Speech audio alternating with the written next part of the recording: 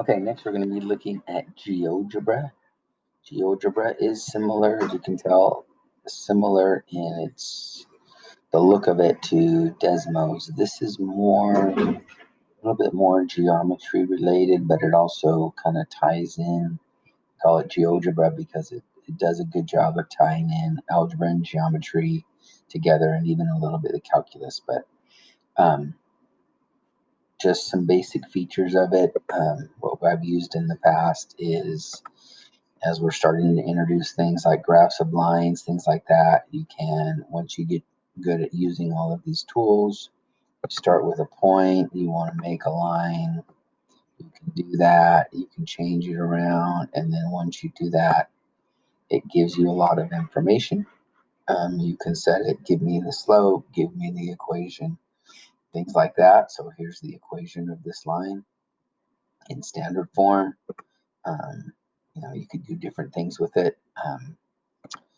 You can, if we want to look at different shapes, we could say I want a polygon and I want to pick points, or I want to design my own.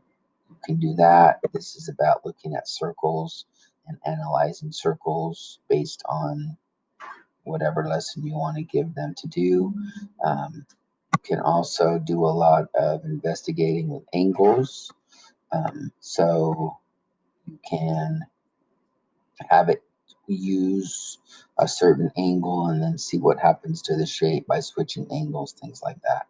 So all of these tools are just kind of discovery learning type tools where you can let them go and play and decide what you want to do, have them learn with it.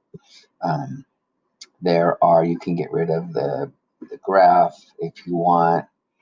Here's some other options as to what you can do, different perspectives, how you want them to view it, what measurements uh, measurements you want to use as far as your units, metric, or inches, things like that. So it is free. I believe they do have a version that can be upgraded that you can pay for, but Um, you'll talk to a lot of geometry teachers that will prefer this over Desmos just because of these features where they can really get in and discover different things.